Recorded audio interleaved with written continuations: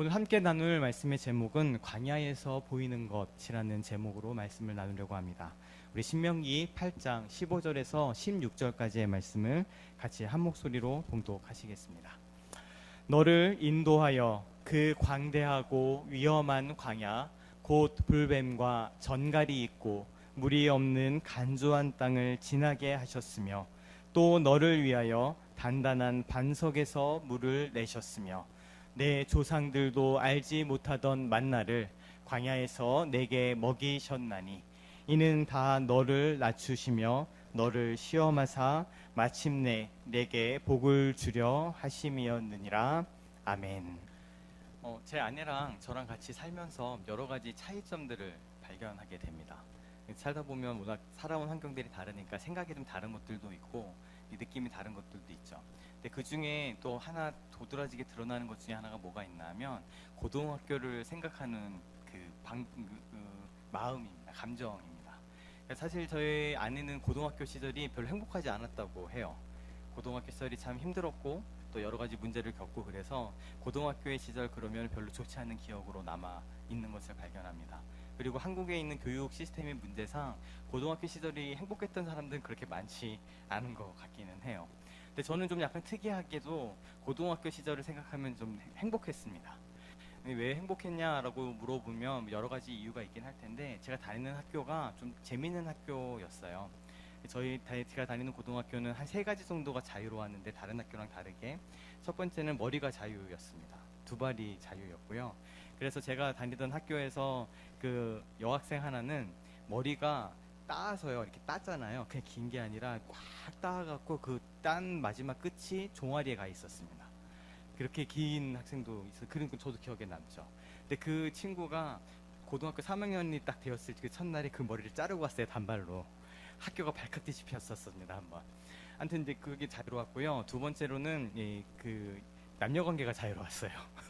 제가 남녀공학이었는데 희한하게 이제 이런 것들을 어떤 학교는 되게 막잖아요. 이성교제 하는 거를. 근데 저희 학교는 이성교제 하는 거에 대해서 되게 자유로운 분위기였고 선생님들이 뭐 이렇게 막 이렇게 권장하게 너무 찔리게 농담도 하고 막 이런 좀 자유로운 분위기. 그러니까 좀 이렇게 건전하게 권장하는 그런 분위기가 있었습니다.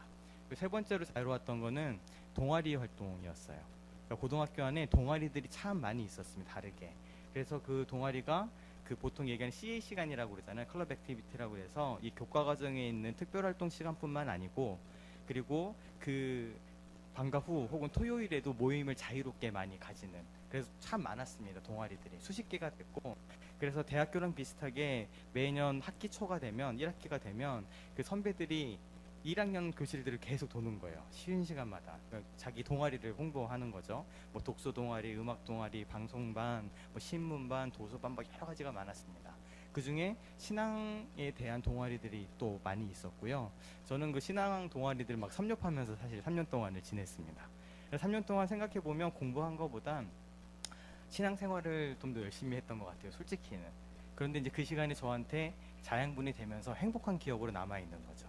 어떤 공부에 스트레스를 받는 것보다는 정말 사랑하는 친구들과 같이 신앙생활을 하고 그 신앙생활을 통해서 여러 가지 활동들을 하는 그 기억들이 남아 있어서 저는 행복하다는 생각이 듭니다. 이야기 좀 길어졌는데 그러다 보니까는 이 선후배 관계가 좀 끈끈해요. 기수라는 것들도 있고 하다 보니까 그래서 저는 대학교에 가서도 꽤 한 2, 3년 동안 계속 고등학교에 토요일마다 갔습니다.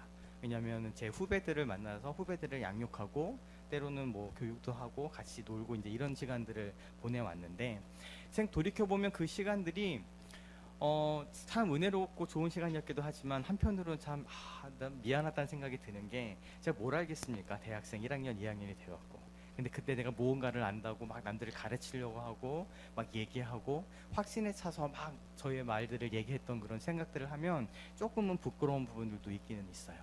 그런데 그 가중에 제가 기억에 남는 것이 하나 있습니다. 그렇게 후배들과 같이 시간을 보내고 있는데 어느 날 후배가 그런 얘기를 했어요. 되게 근데 어린이니까 어린 학생이니까 그렇겠죠. 질문이 우리가 하나님을 볼 수 없는데 어떻게 우리가 하나님을 믿을 수 있느냐. 그리고 나의 친구들하고 같이 얘기하다 보면 그 친구들이 계속해서 하나님을 나한테 보여달라고 하나님을 보여달라고 얘기를 하는데 어떻게 될지 모르겠다라고 저한테 얘기를 한 거였습니다. 내가 무슨 대답을 했겠어요 거기에 대해서. 못 들었는 대답을 하지 못했지만 그래도 제 안에 있어서 가장 그때 제가 차있던 말들을 해줬던 기억이 납니다. 그건 좀 강하게 남아있는데, 만약에 그 친구가 너한테 요구하는 것이 우리 너희가 지금 과학 시간에 배운 빛이 사물에 반사돼서 내 눈 안에 들어와서 시신경을 자극해갖고 머릿속으로 인식하게 되는 그 보는 것이라고 이야기를 한다면 우리는 하나님을 볼 수도 없고 보이지도 않는다. 보여줄 수도 없는 것이다. 하나님은 보지 못하는 거니까. 그런데 우리 환경에서는 하나님을 우리가 믿음으로 하나님을 본다라고 이야기를 한다. 그래서 사실 하나님을 볼 수 있는 사람들은 그냥 믿음을 가진 사람들, 그 믿음이 있어야지만 우리가 하나님을 볼 수 있다라는 이야기를 했던 기억이 납니다. 그 당시 저로서는 가장 최선의 대답이었던 것 같고요. 그리고 그 이야기가 담고 있는 그 본질은 지금도 변하지는 않았다라고 생각을 합니다. 우리들은 끊임없이 보이는 것, 그 다음에 우리가 보는 것, 이 두 가지가 뒤섞여 있습니다. 우리들이 이 보는 것을 너무나도 확실하다라고 생각을 하지만, 그래서 누구든지 백문이 불여일견이란 말이 있는 것처럼 100번 듣는 것보다 한 번 무엇을 보았을 때 그것이 확실한 증거다라고 우리들이 생각하지만, 사실 우리가 보는 것이 완전하지 않을 때가 참 많이 있습니다. 옛날에 이 하늘을 바라봤던 수많은 사람들은 태양이 또 달이 도는 것을 보면서, 별이 움직이는 것을 보면서 그것을 보았지만 그 실체는 보지 못했죠. 실체는 무엇입니까? 이 지구가 태양을 도는 것인데 그 본질은 보지 못하죠. 그리고 우리가 보는 것이 확실하지만 그 보는 것을 통해 태양이 지구를 도는구나 라고 생각하게 됩니다. 그리고 전도사님도 가끔씩 그런 얘기를 하셨지만, 우리가 보는 것으로만 보게 되면 지구가 둥글다라는 것을 절대 알 수가 없습니다. 우리가 보는 것만으로는, 우리가 이 땅을 딛고 있는 것에는 우리가 보는 것이 완전하지 않은 부분들이 있다는 것, 그것이 있을 뿐만 아니라 하나님께서 우리에게 알려주시는 이 신앙의 길은 우리가 눈에 보이는 그것으로 확증하기보다는 믿음으로 보게 되는 것이 너무도 많다라는 것을 우리에게 알려주고 있는 것이죠. 이 광야를 지날 때에도 마찬가지인 것 같습니다. 우리가 지금 몇 주 동안은 계속 걸쳐서 광야에 대한 이야기들을 나누고 있는데, 우리가 광야에 가서 마주하게 되는 현실, 우리가 보게 되는 것과, 그렇지만 우리가 믿음의 눈을 들어서 바라보아야 될 것, 이 두 가지가 서로 다르다라는 것이죠. 광야로 가서 우리가 서게 된다면 무엇을 보게 될까요? 오늘 본문의 시작도 사실 그 부분을 우리에게 이야기해주고 있습니다.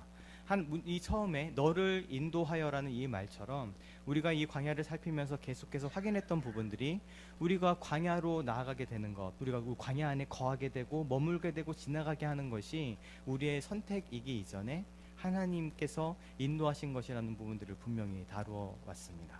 예수님께서 광야로 가신 것도 그렇고, 또한 이 출애굽한 이스라엘 백성들을 광야로 인도하신 것도 하나님이신 것처럼, 우리가 어느 순간 광야의 길을 걸어가고 그 노상 가운데 있다라고 우리 자신을 발견하게 된다면, 그것은 사실 내가 걸어갔다라기보다는 하나님께서 인도하신 지점이 되는 것이죠. 그 하나님께서 우리를 인도하셔서 어디로 인도하십니까? 광대한 위협이 있는 그 광야로 인도하신다라는 겁니다. 근데 그 광야에서 우리가 보게 되는 것은 위험합니다. 오늘 15절에 계속 그 부분을 반복하고 있죠. 위험합니다. 그리고 무엇이 있나요? 불뱀과 전갈이 있습니다. 그리고 물이 없습니다. 간조한 땅입니다. 저는 이게 다른 데는 계속 건조한 것으로 되어 있는데, 말씀을 찾아보시면 이게 건조하던 땅이 아니고요, 간조한 땅이라고 계속해서 나옵니다. 간조한 땅은 건조하다는 의미보다 더 깊은 말이에요. 건조한 것은 그냥 물이 없어서 푸석푸석한 상태인데, 간조라는 말은 거기에 연분기까지 같이 이렇게 있어서 도무지 식물이나 혹은 나무들이나 우리가 먹을 것들이 자랄 수 없는 그러한 땅을 표시하는 말이 간조한 땅입니다. 근데 그런 그 광야는 물이 없고 간조한 땅이라고 우리에게 이야기하고 있는 것이죠. 이것이 우리가 그 길을, 광야의 길을 걸어갈 때 마주하게 되는 중요한 모습입니다. 뿐만 아니라 우리 신명기 8장 15절 16절, 예레미야 2장 6절을 말씀을 같이 한번 읽겠습니다. 시작. 그들이 우리를 애굽 땅에서 인도하여 내시고 광야 곧 사막의 화막과 구덩이 땅, 건조하고 사망의 그늘진 땅, 사람이 그곳으로 다니지 아니하고 그곳에 사람이 거주하지 아니하는 땅을 우리가 통과하게 하시던 여호와께서 어디 계시냐 하고 말하지 아니하였도다라고 얘기합니다. 이곳에서도 그 광야를 설명을 하면서 구덩이 땅이라고 이야기합니다. 쓸모가 없는 땅이죠. 사막이고 건조하고 더 이 말이 다가오는 것이 사망의 그늘진 땅이라고 표시합니다. 그리고 사람이 그곳으로 다니지 않고요. 또 사람이 그곳에 거주하지 않는 땅. 그곳이 바로 우리가 광야에서 보는 것입니다. 신명기 이따 보겠지만 또 신명기 32장 10절에서는 여호와께서 그를 황무지에서 짐승이 부르짖는 광야에서 만나시고 호위하시며 쭉 이렇게 나갑니다.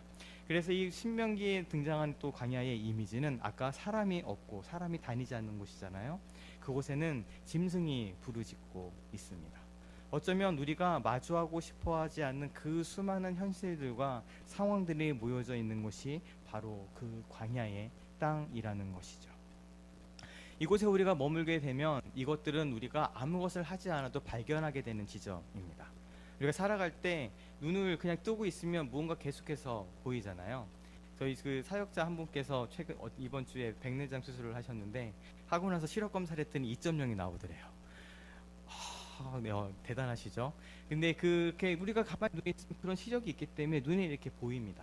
근데 오늘 여기서 표시되는 우리가 지금 말씀에서 읽게 된 이 광야의 모습들은 가서 아무것 하지 않아도 보이게 되는 것들이에요. 그곳에는 내가 그냥 보고 싶지 않아도 그 현실이 우리 가운데 다가와져 있습니다. 그래서 하나님께서 우리를 광야로 이끄시지만 그 광야에서 우리가 마주하게 되는 현실이 어떠한지에 대해서 설명하는 이 구절들은 우리가 광야에서 겪게 되는 그 고통과 또는 힘듦과 아픔과 시련의 시간들이 어떠한 시간이 되는지를 계속해서 알려주고 있습니다.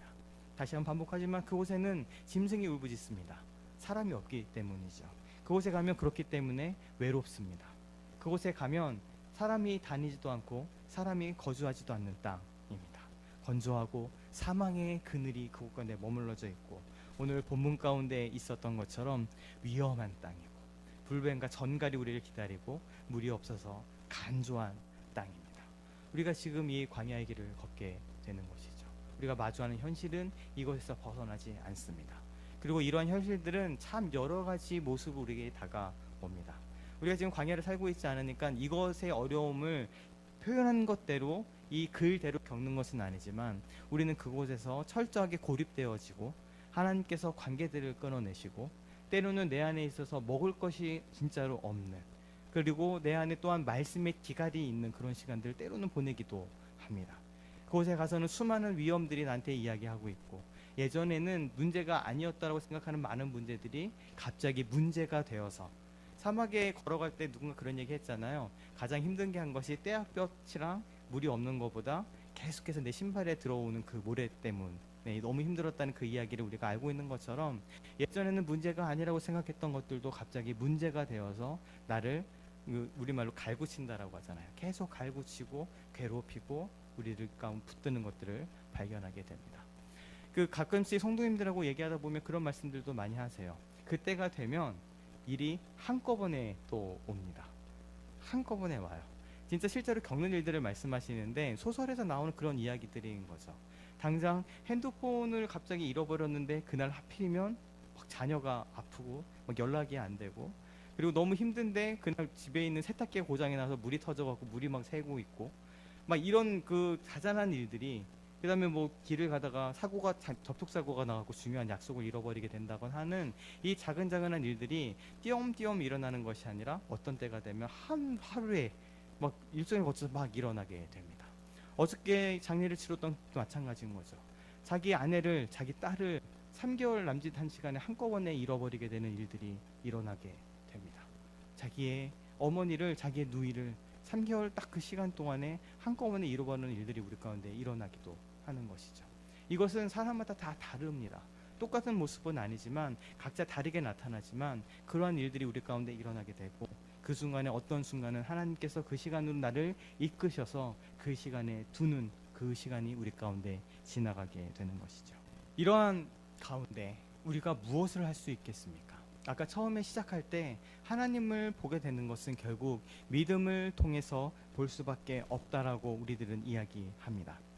만약에 그것이 없다면 우리의 반응이 어떻게 되나 하면 우리 출애굽기 16장에 있었던 이런 모습이 되기 때문입니다. 광야를 믿음 없이 우리가 마주하게 되면 우리가 현실을 그대로 마주하게 되면 우리 안에 나오는 이야기들은 이렇게 나옵니다. 이스라엘 자손 온 회중이 그 광야에서 모세와 아론을 원망하여 이스라엘 자손이 그들에게 이르되 우리가 애굽 땅에서 고기가마 곁에 앉아 있던 때와 떡을 배불리 먹던 때에 여호와의 손에 죽었더라면 좋았을 것을 너희가 이 광야로 우리를 인도해내 이 온 회중이 주려 죽게 하는도다. 이것이 지금 그 가운데 처했을 때 그 당연스럽게 나오는 반응이라는 거죠.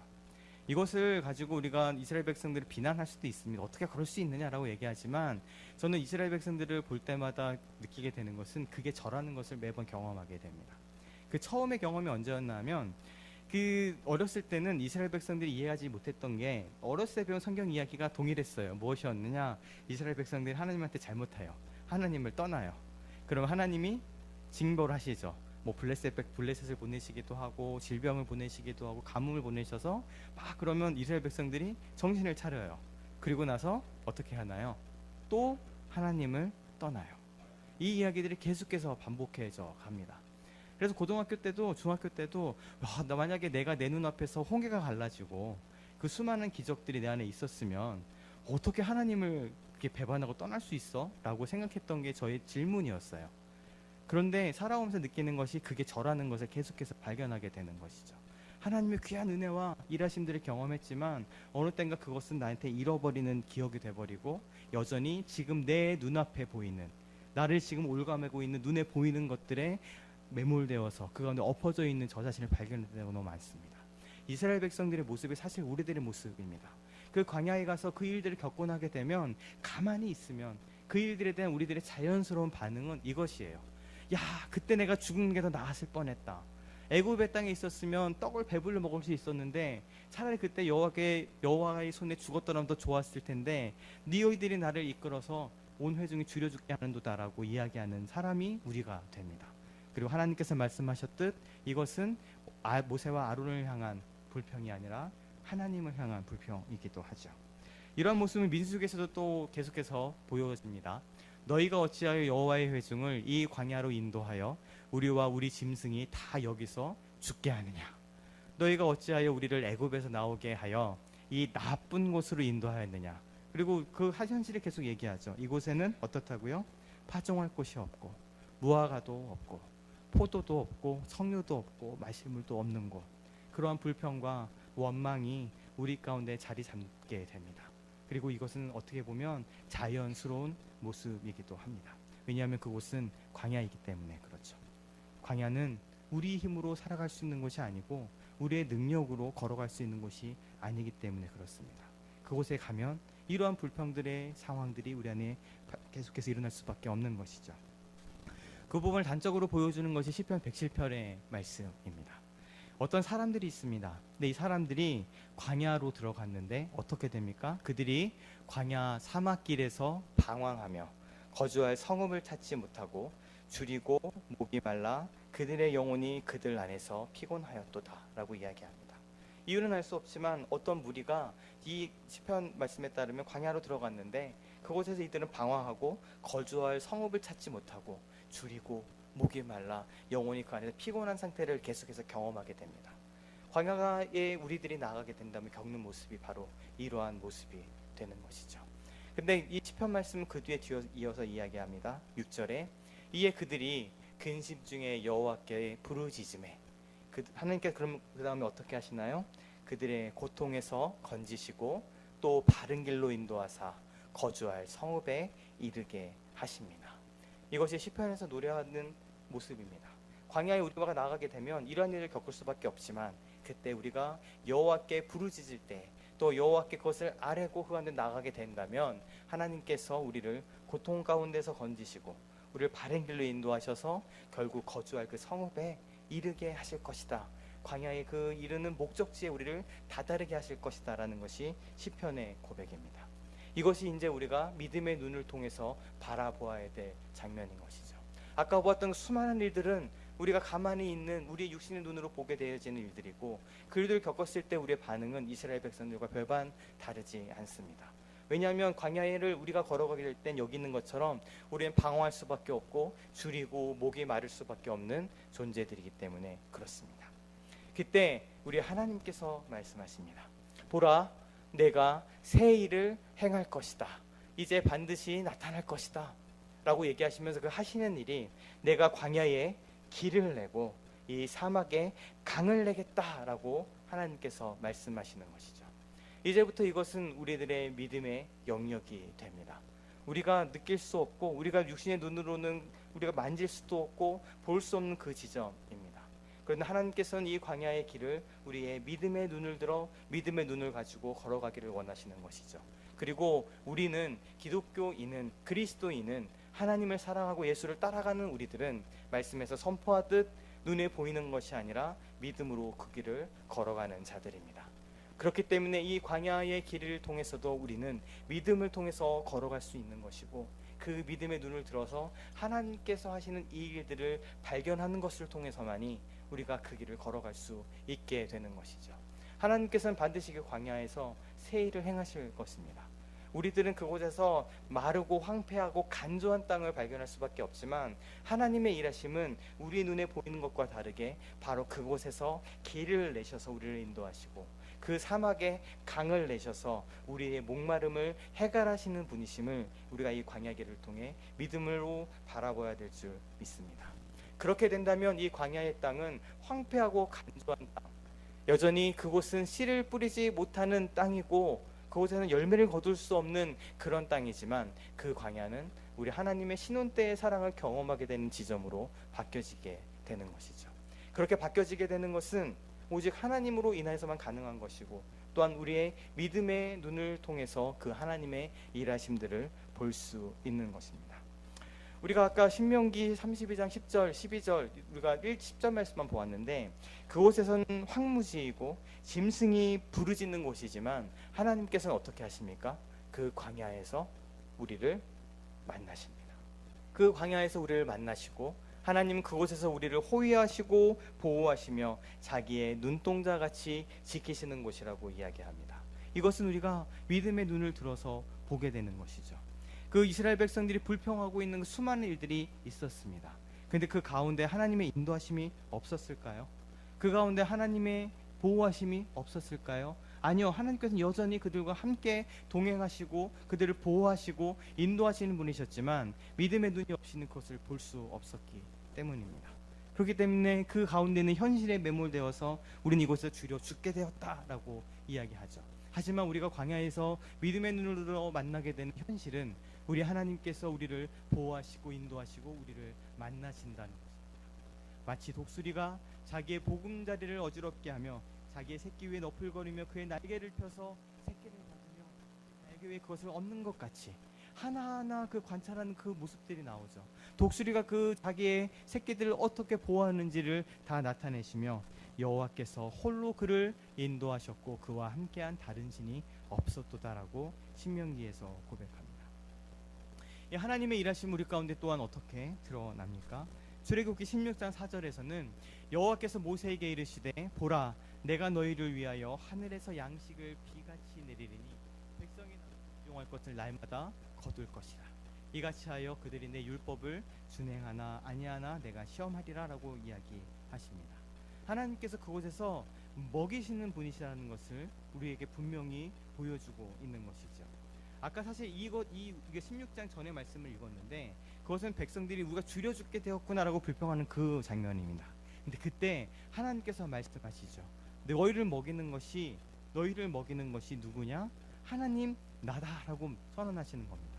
그리고 그 방법이 무엇입니까?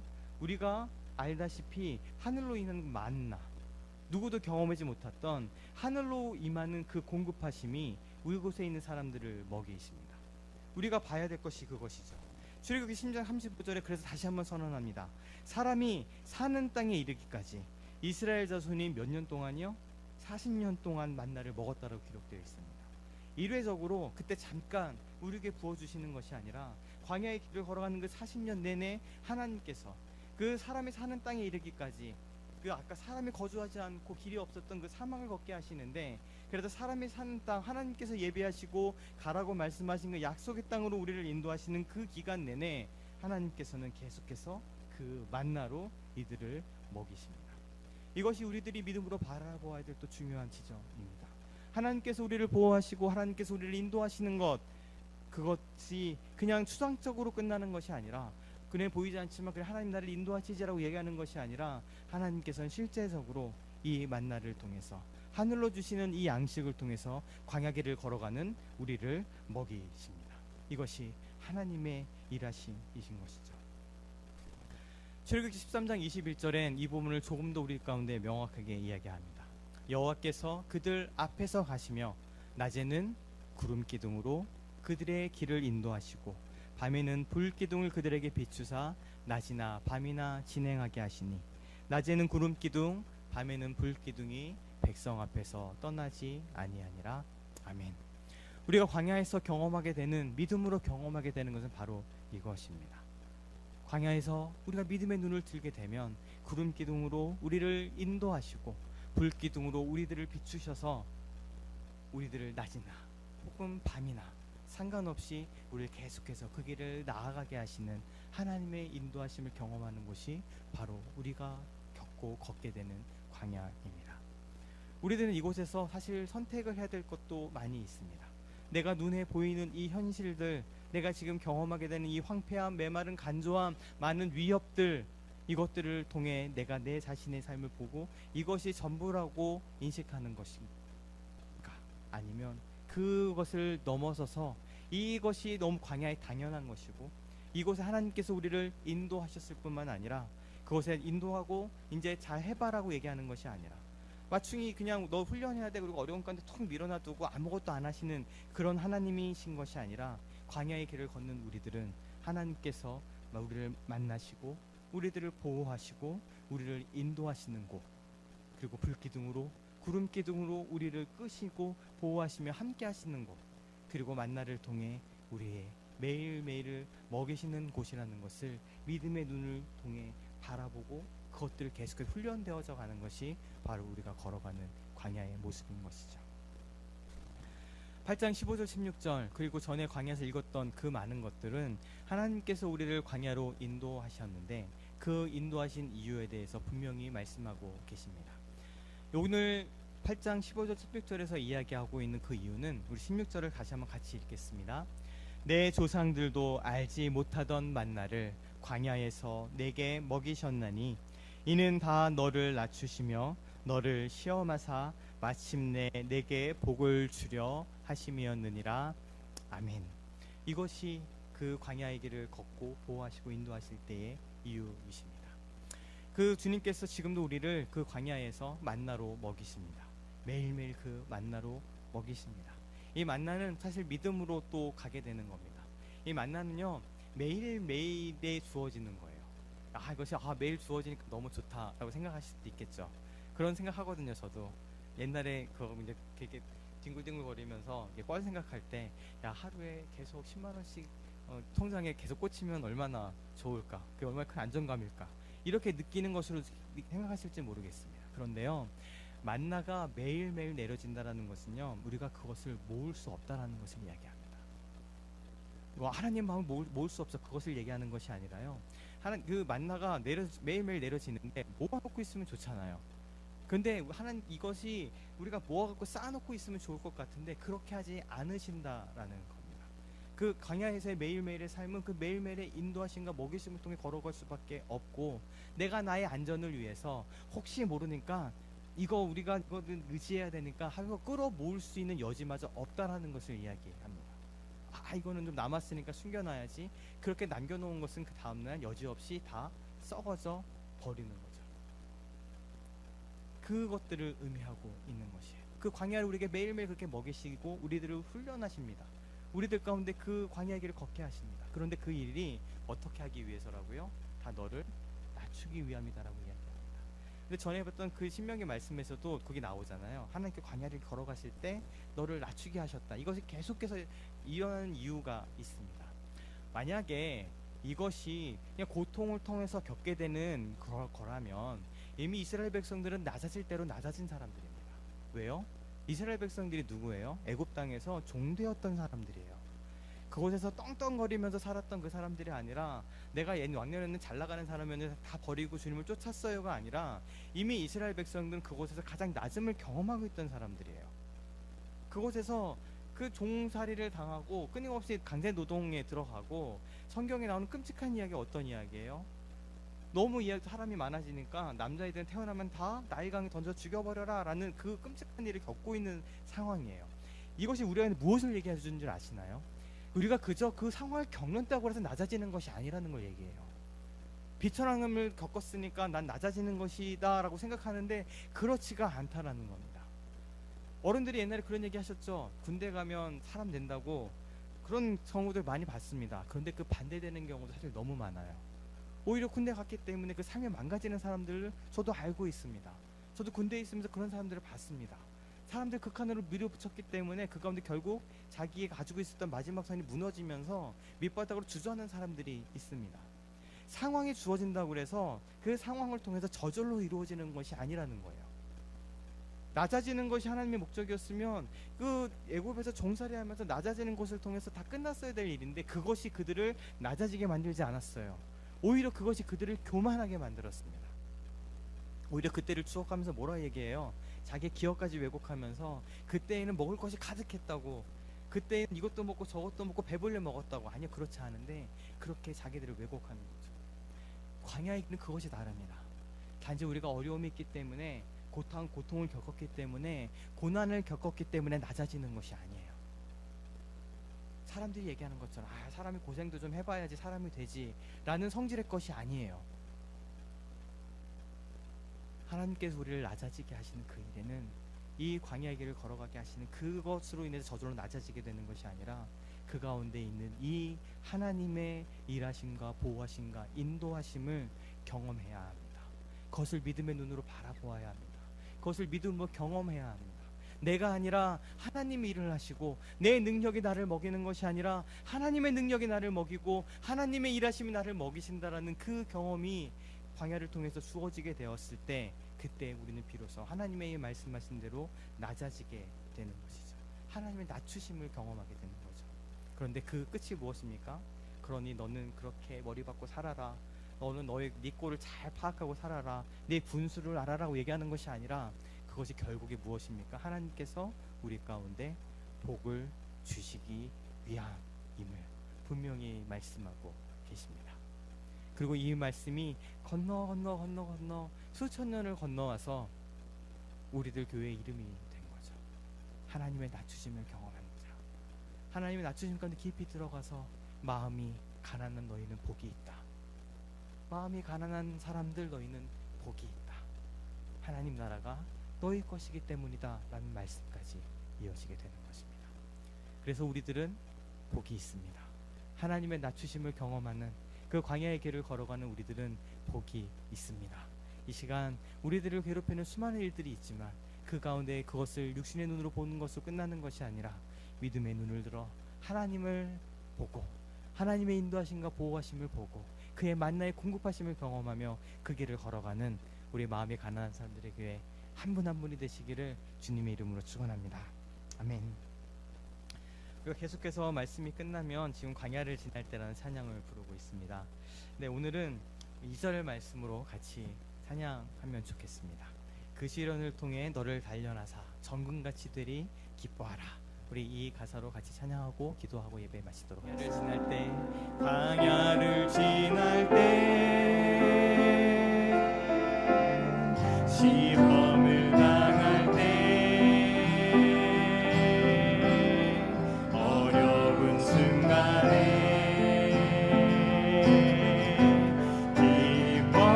정금같이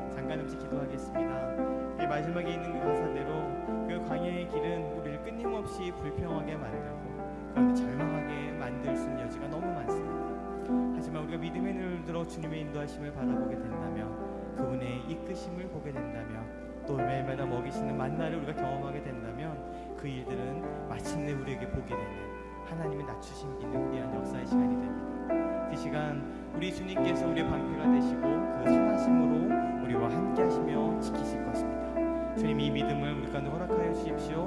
나의 가운데 이 믿음의 눈을 주셔서 이렇게 인도하시는, 구름 기둥으로 불 기둥으로 나를 인도하시는 하나님을 발견케 하여 주시옵소서. 우리 잠시 주님 앞에 기도하며 나아가겠습니다. 기도하겠습니다. 지금은 우리 구주 예수 그리스도의 크신 은혜와 아버지 하나님의 변함없고 끊임없으신 영원하신 그 사랑하심과 성령님의 내주하시며 함께하시며 광야의 길을 걷는 우리에게도 늘 옆에 동행하시며 하나님의 말씀을 생각나게 하시고 소망을 주시는 능력의 역사하심이 광야의 길을 걸어가지만 그 수많은 현실들을 그저 눈으로 보고 절망하지 아니하고 믿음의 눈을 들어 주님을 바라보며 주님의 인도하심을 보게 되는, 또한 그 믿음과 소망으로 그 길을 걸어가고 있는 사랑하는 마음이 가난한 사람들에게 성도 한 분 한 분과 이 예배 가운데 나온 이들 머리머리 위에 이제부터 영원까지 함께 하시기를 간절히 축원하옵나이다. 아멘.